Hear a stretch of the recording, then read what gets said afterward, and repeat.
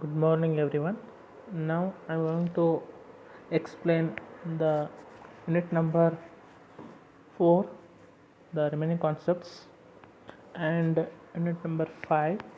And unit number 5, the name of the unit number 5 is timers and counters as well as serial IO ports. And finally, unit number 6, you have interfacing the 8051. Now we'll see in unit number 4 the IO ports and interrupts programming. First we'll see IO port. In IO port means input and output ports, and in 8051 you have total 4 IO ports: port 0, port 1, port 2, port 3. You can see in the slide total you have 4 IO ports.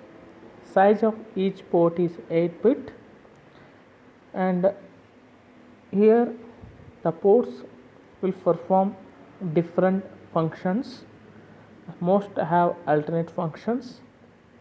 If you see the port structure, and if you see the pin diagram of 8051, will understand the different functions of all 4 IO ports.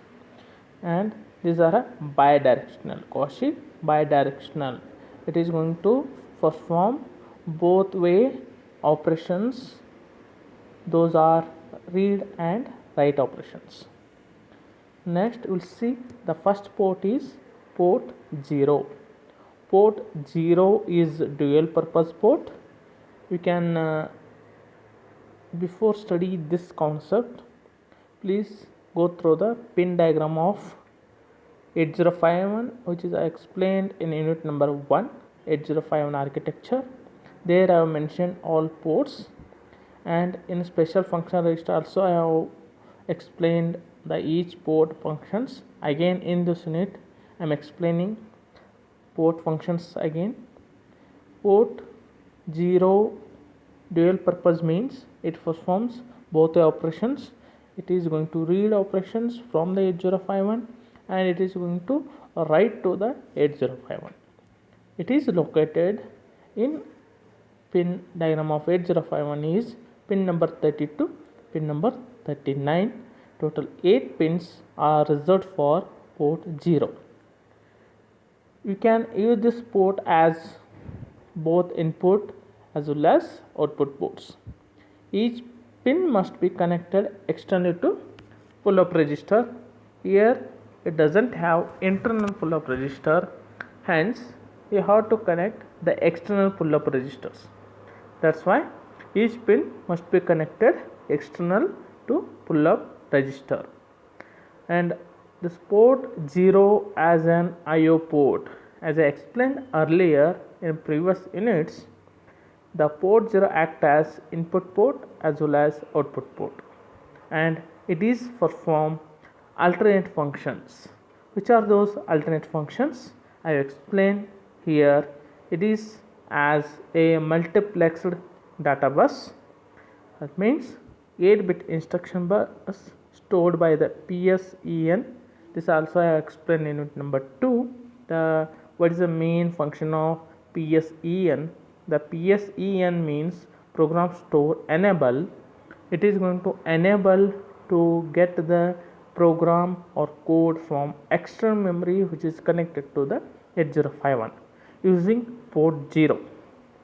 Here multiplex data bus, in the sense port 0 is used for to access the lower byte of address, as well as it is going to use to access 8-bit data. That's why it is called as low byte of address bus, 8-bit data bus. Here both are used. Lower byte of address bus is stored by ALE. Again ALE pin is very important during interfacing the external memory with 8051. ALE means address latch enable. While accessing the data from external memory, first you have to get the address of the data where you have stored. that is going to done by using ALE. Address latch enable, it is going to enable all 8 pins of port 0 to access the address of your data. After that, you can access the 8-bit data using the port 0 by using read and write functions. Next, port 1. Again, it is also dedicated input output port. Pin number from 1 to 8 is reserved for port 1. Upon reset, it is configured as output port. So all the ports upon reset configured as output port. Remember, this one it is called as output, means output port. Mainly it is used for interfacing to external device. The external device means you can connect the external memories or external devices, which is you can studied already in practical how to interface different external devices like DC motor, stepper motors, and you can ADC interfacing with 8051. You already studied the programs and you know the structure, how to interface LCD, ADC, stepper motor, DC motors. That is covers unit number 6, interfacing the 8051.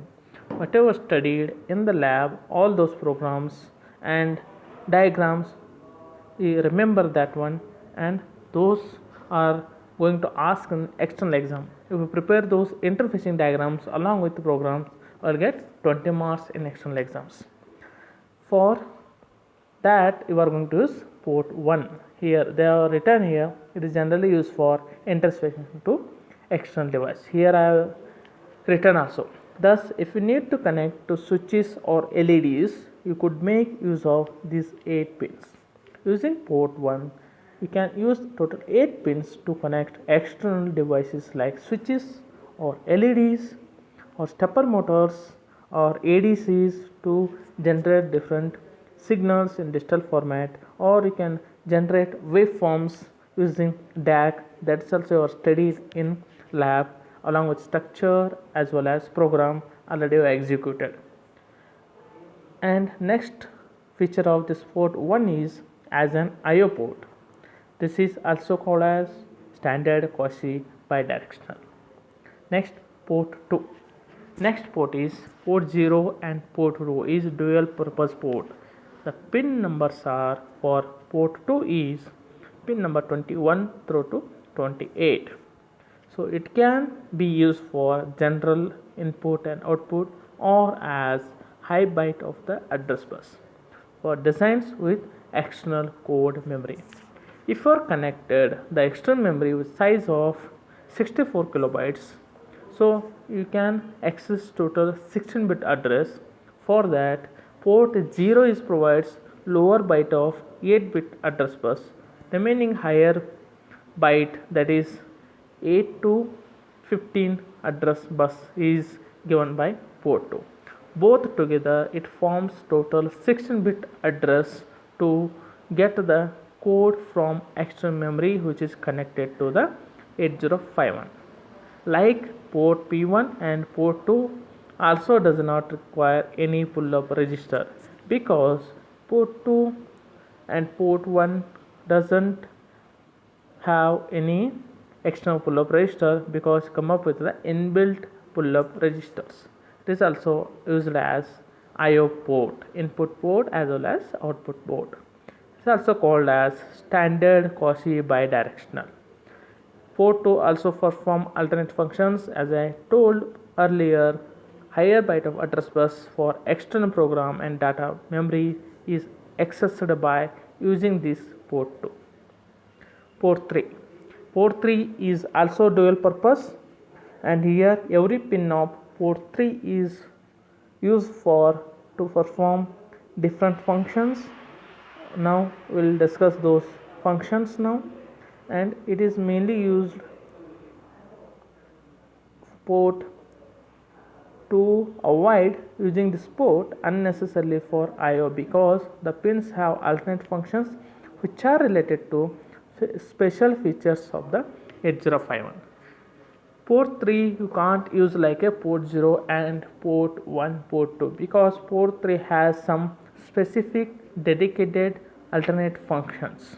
Every pin has its own specific functions which are related to the 8051. That's why you can't use unnecessarily for input and output functions. That's why they are written. Designers generally avoid using this port unnecessarily for I/O. Next one, indiscriminate use of these pins may interfere with the normal operations of 8051. Yeah, if you are connected port 3, you can distract with the its own functions of port 3 with 8051. It deviates the normal operations of 8051, which causes again error in 8051. It also acts as I/O port, standard Cauchy directional, and it has alternate functions. As I told, it has specific inbuilt I/O functions, that is we'll study now. It is going to perform serial I/O functions which are related to the serial communications, TXT and RXT, that is transmission and receiving for serial communications, and two pins again reserved for timer clocks to count the timer internally as well as externally, and these timers you can use as a counters also using external clock events. And some pins of port 3 is reserved for interrupts, that is interrupt 0, interrupt 1, and finally other two pins reserved for data memory to access the data from external memories by using pins of port 3, that is RED read and WR means write. The total 8 pins reserved for port 3. Now I/O port structures. The inner circuit of I/O port is shown in the figure. You can go through the figure, you will understand. This is the I/O port structure diagram.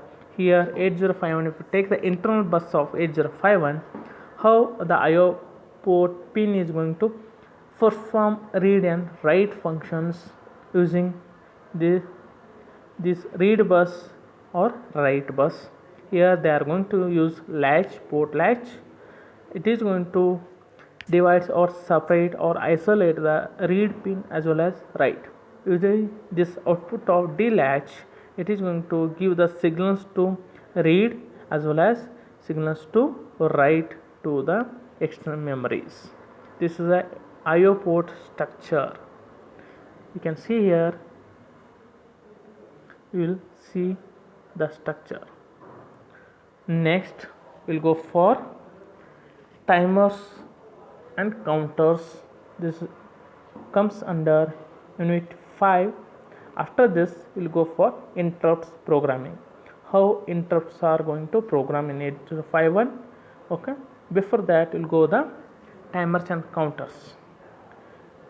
In 8051 you have two timers, that is 16-bit up counters named T0 and T1 are provided for general use of programmer.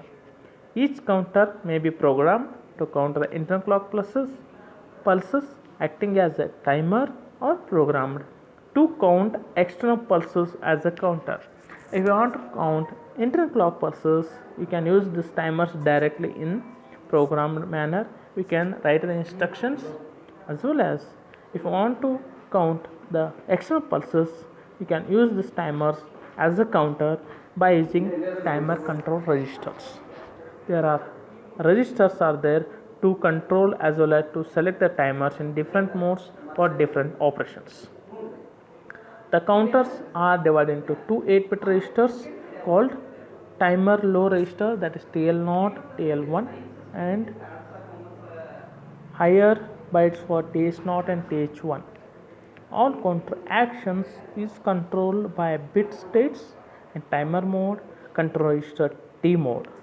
So using T mode you can set timers in different modes, as well as the timer counter control register TCON also used to control the operations of timer while operating the timers in different modes and by using certain program instructions.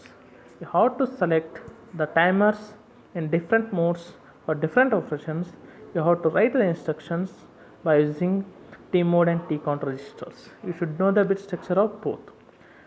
T mode is dedicated to two timers. T mode is nothing but timer mode is used to select the modes of timers.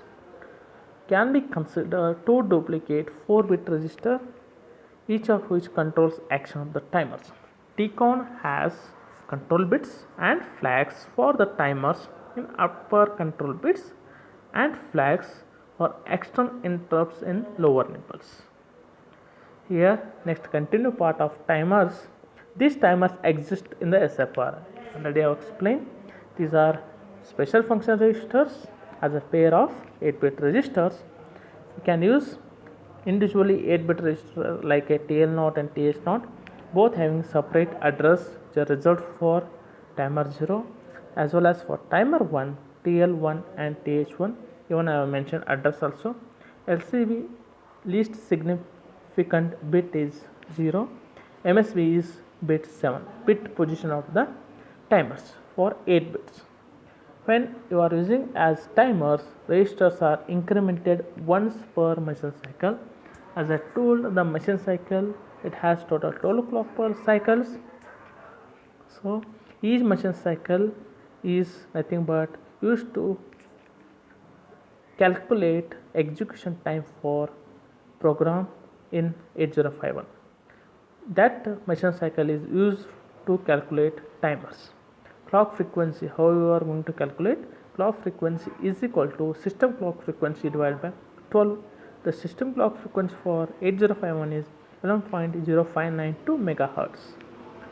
So when you are using these timers as a counters, registers will be incremented once, okay, on every edge, negative edge on the appropriate input pin.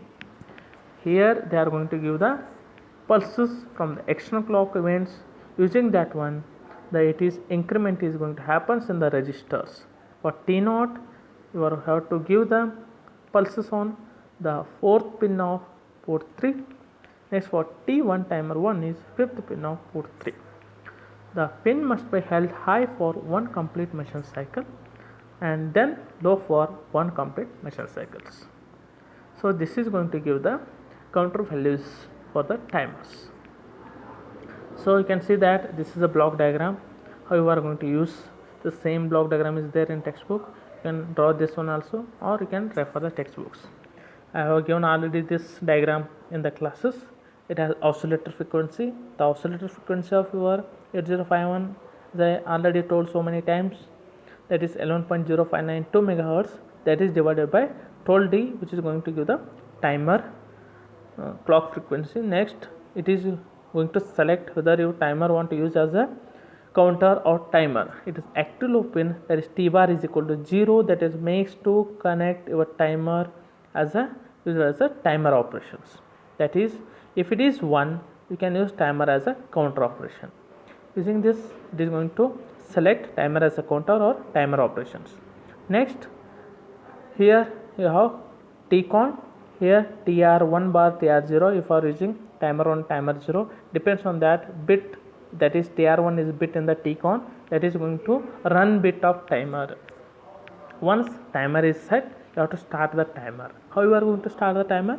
Using the TR1 for timer 1, TR0 for timer 0 in Tcon register. You have to write the instruction to enable to start this bit.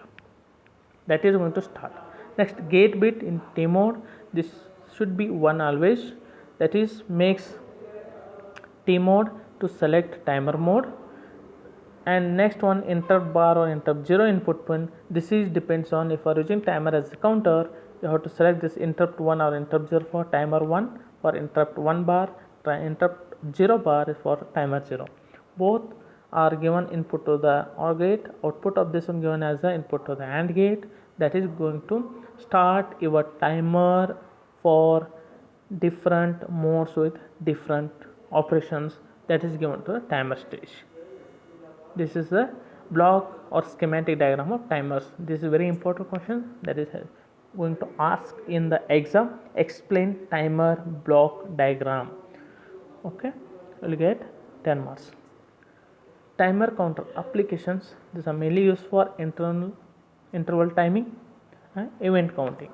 Okay, I already mentioned you can count up to 16 bit, means 00004 zeros h to 4fh, that is ffh. Okay, after that again it is reset to the 000 after reaching this value. This is a maximum count you can do or you can achieve in the internally. Externally also there is transaction from 1 to 0 by using the pin of microcontroller 8051. You can determine the number of events which are occurs using the counters. Next, this is the bit structure of timer counter. As I told so many times, T-count. If you see that the bit structure, in exam they are going to ask, explain the bit structure of T-count. What are the bits are present? Using these bits only you can control the operations timer, when to start after setting timer. Okay, here are so many bits related to the timer 0 and timer 1. TF1, TF0. 1 means for timer 1 operations, 0 means for timer 0. TF meaning will be same. These are overflow flags for timer 1 and timer 0. Once the timer is reached its maximum value, these two bits are going to set until unless these are 0. TR1 and TR0 run control bits for timer 1 and timer 0. Once you are set the timer, these are going to use to start your timer function for to start counting, or as a to count the values of timer, these bits should be high. Next, I1 and I0. This is mainly for if you are using timer as a counter, you have to read or you have to count the edge flag of external interrupts 1 and 0s. It is becomes 1 by set by the interrupt edge clear whenever interrupt is processed. IT1 and IT0, these are type bits for action interrupts, set for falling edge interrupts, reset for 0 level interrupts. Okay, the bit structure, remember, and if you had this much explanation, along with this one, draw the neat bit structure of T-count. T mode. Next, this T mode is going to set your timer mode in different operations. Now we will study what is the bit structure of T mode. Here for timer 0, lower 4 bits reserved. For timer 1, higher 4 bits are reserved. If you are using timer 0, you have to enable gate C bar, T bar, M1, M0. You have to enable these bits. Okay. If you are using timer 1, higher 4 bits you have to use.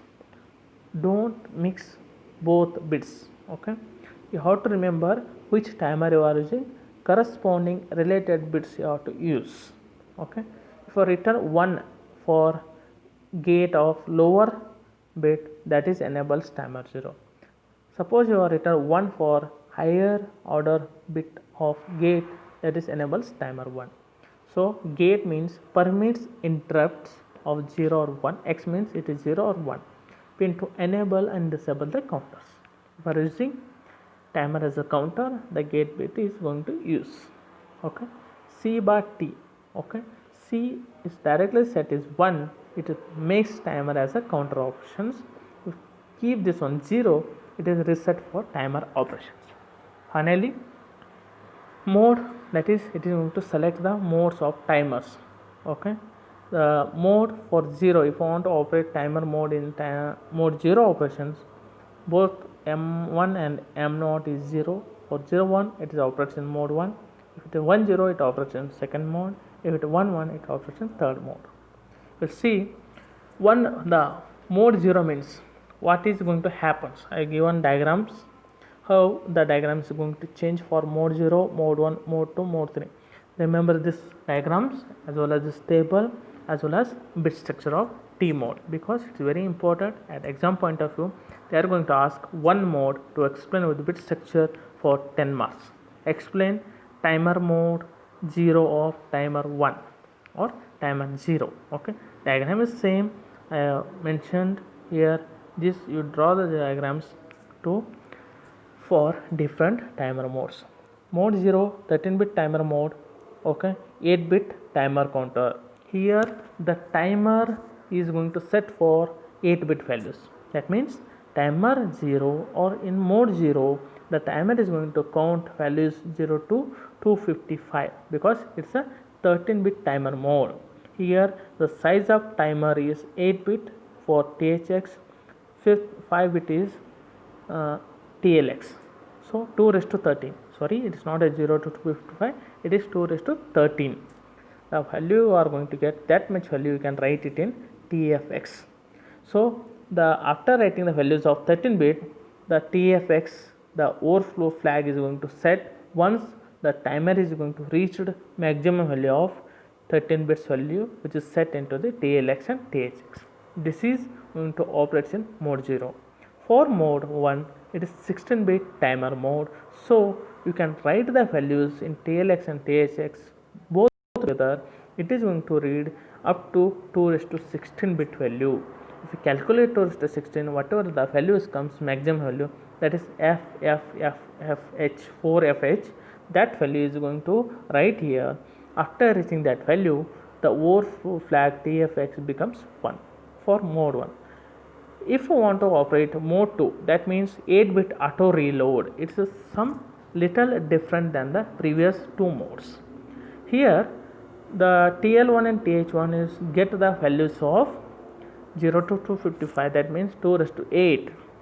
It is going to count that value. After that, automatically it is reload with the value after reaching its maximum value. That's why it is called as auto reload timer. Automatically the timer is going to set the previous again same values after reaching its maximum 8-bit value. Okay. Last one, split timer mode. This is a diagram for split timer mode.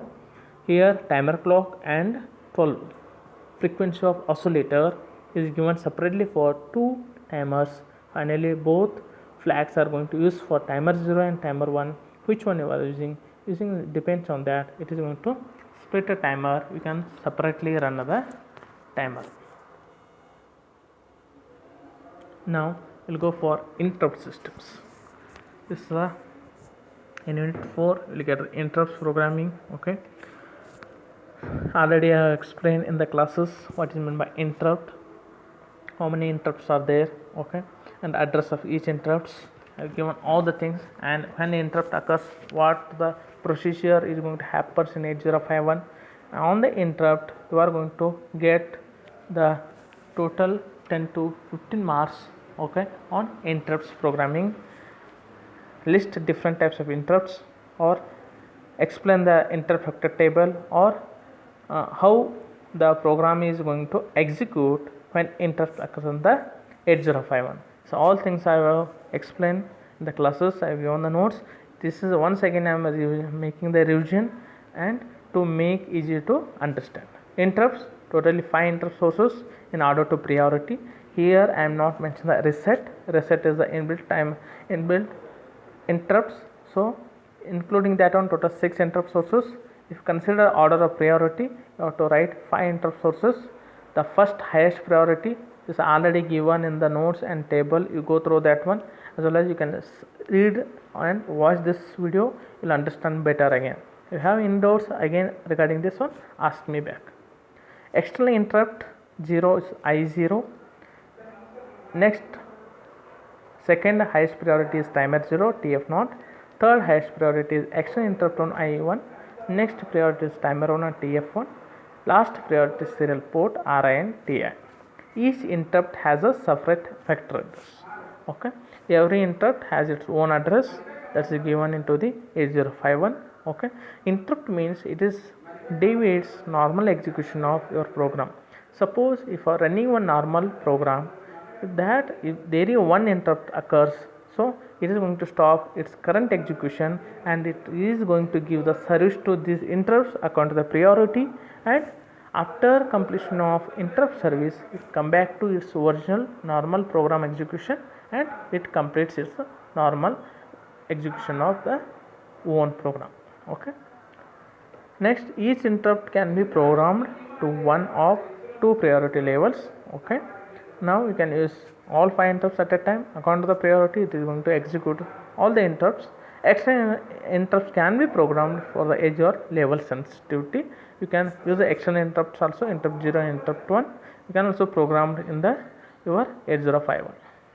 This is interrupt vector address. What are the addresses of your all interrupts? As for the table, you'll understand I am given below one line. 8051 start execution at 000H after reset, because this is a 000H is the address of reset interrupt. Okay. For remaining 5 interrupts addresses, IE0 address is 03H, TF0 for 0BH, IE1 is 13H, TF1 is 1BH, RE and TA is 23H. Next, what are the registers are used once interrupt occurs in the system? Because every operation has to be controlled, enable and disable. These are going to done by using, these are the registers. First we'll see the bit structure of interrupt enabled register. You can see here the bit structure of interrupt enabled register. Here you have A, next 2 bits are reserved for future use, ES, ET1, AX1, ET0, AX0. Okay. E means you have enable. A means enable all. Before using any interrupt, or if 8051 want to give service to any interrupts, first you have to keep always A is 1. Then only it is going to enable all the interrupts, or all the interrupts will get the service from 8051. If A is 0, you will not get any service for the any interrupts. So that is enable all global interrupts. Next, if out of that, if you want to give the service to any particular interrupts, corresponding interrupt bit should be 1. Suppose if you want to give the interrupt service for ES for serial communication, ES should be 1. You have to enable that particular bit. First you have to enable global interrupt table. Next you have to enable individual interrupts. To which interrupt needs the service, you have to enable that interrupt bit. Next, ET1 means for timer 1, AX1 means external interrupt 1, ET0 means timer 0, EX0 means external interrupt 0. Here 0 means disabled, 1 means enabled. If written 0 here, all are going to disable. If written 1, it is going to enable. That's why it is given interrupt enabled register. If you want to enable any interrupts, you have to write 1. If you want to disable any interrupts, you have to write 0 to particular interrupts. You want to disable all the interrupts, make it EA bar, EA is equal to 0. Next, interrupt priority register. What is the main importance of this register is the interrupt vector table, which gives default priority for all the 5 interrupts. But programmer or developer of 8051 want to change the priority of default table. Then you have to use IP register, interrupt priority register. What this register will do? This is going to change the default priority of your 8051 interrupts. Suppose as per the vector table, you know the priorities which is having highest priority. Now you are going to change the priority. Which one you want to serve first? Okay. Here PS is a serial interface, PT1 timer 1, PX1 external interrupt 1, PT0 timer 0, PX0 external interrupt 0. Here if write 0 means that is low priority, if write 1 is high priority. Here out of 5 priority, you want to give the service for timer 1 first. So what you have to do? You have to write 1 for PT1. What it will do? It is makes this timer 1 interrupt is highest priority interrupts. So that one will get the service first. If you get more than 1 interrupts in the 8051, and it is going to reset the default interrupt priority table according to this interrupt priority register. Okay. Here we can reset or we can change the priority of interrupts as per programmer options, as per programmer choices. That's why they are given this portability to change the priority, not necessary to run all the interrupts as per the default table. Okay. Sometimes some interrupts need the highest service or emergency service. In that one, you have to change the priority using this one. Next, serial communications. This is the main concept of unit number 5. Okay, how you are going to make the serial communications. Here communication happens two types. One is serial transfer and another parallel transfer. Parallel transfer already was studied by using the ports pins, your port IO pins. Using that one you can transfer data parallelly. Serial transfer, there are different serial IO pins are there in the 8051. One serial IO pin is available. Using that one you can perform the transmission and receiving of data serially. Here what are the types of serial communications? You can see in this diagram three types.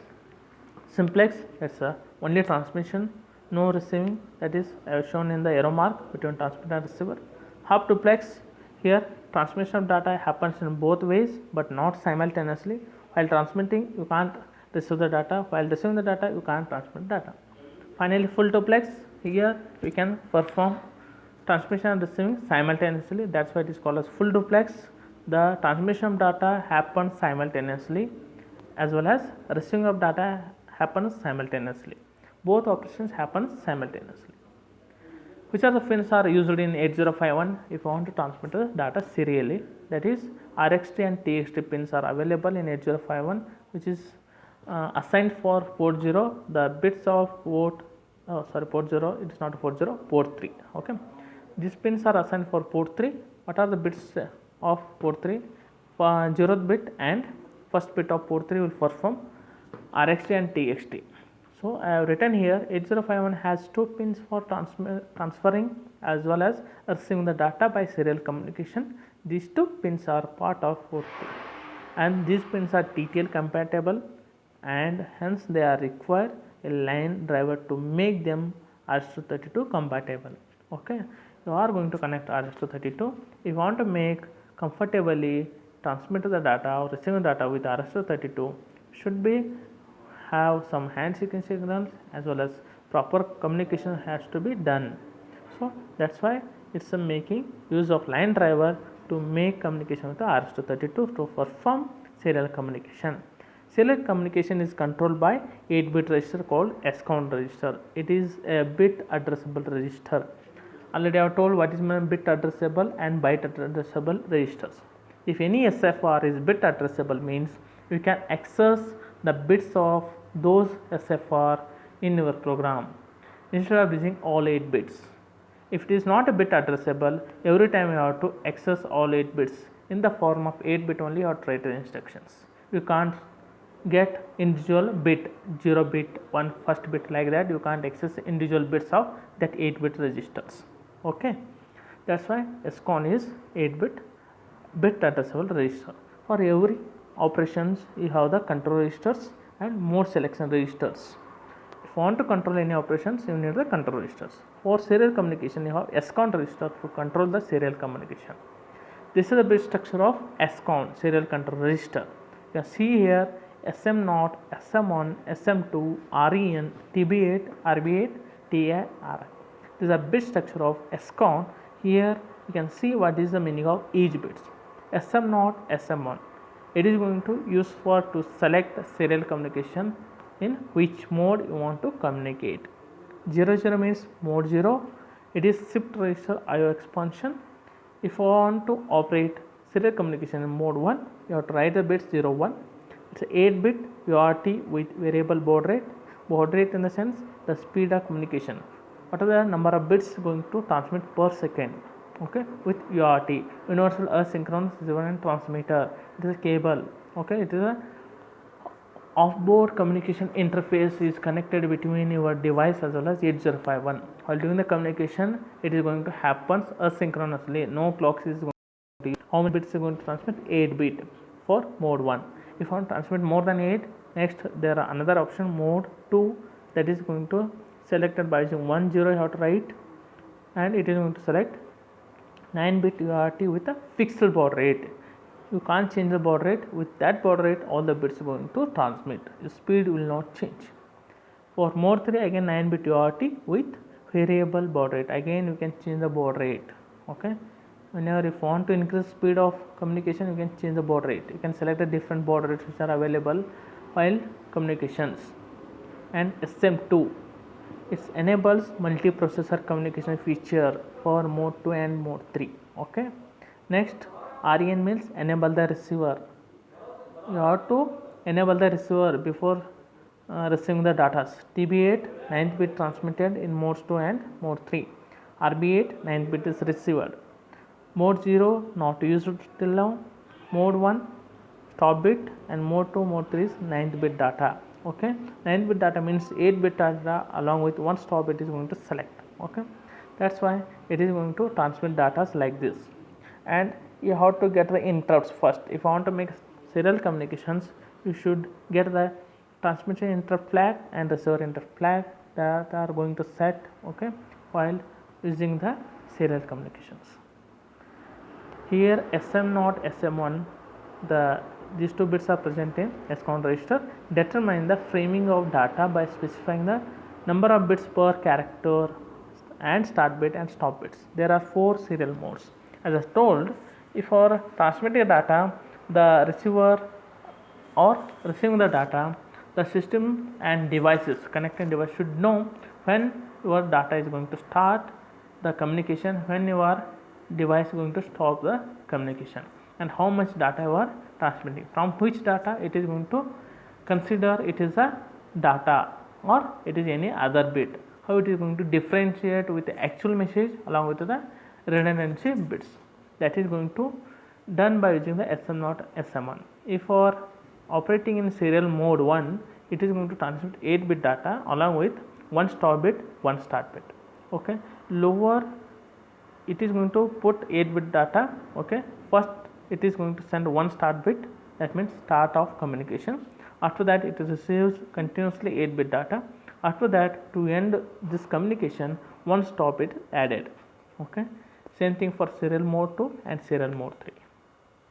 REN receive enable, also referred as SCON.4, that means 4th bit of SCON register is REN. When it is high, it allows the 8051 to receive the data on RxD pin. So, to receive and transfer the data, REN must be set to 1. When REN 0, receiver is disabled. This is achieved as below. This is the instruction how to disable, how to enable.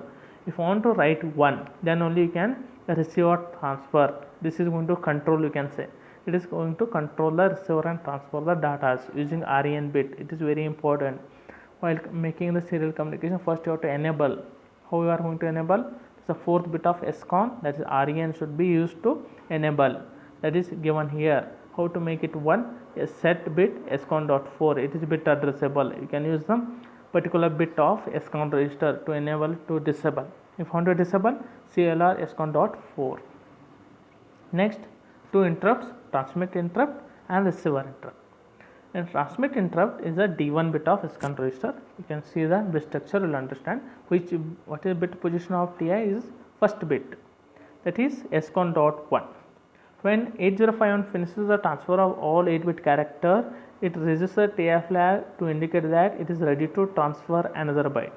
TI bit is raised at the beginning of the stop bit. Okay, the meaning of this one is, once 8051 after sending all 8 bit character, TI becomes immediately 1. That indicates the previous or 8 bit characters transmission is completed. Now another 8 bit data I am going to transmit that remaining 8 bit another set. Okay, you can receive that one. It is going to give information to the device. While transmitting the data, it has to give the information to the connecting devices. I am transmitting this much data. After that it is completed, again I have sending one more set of data. Like that, it is information is given by transmit interrupt by making 1, by enabling. It is going to raise high once transmitting all 8 bit characters.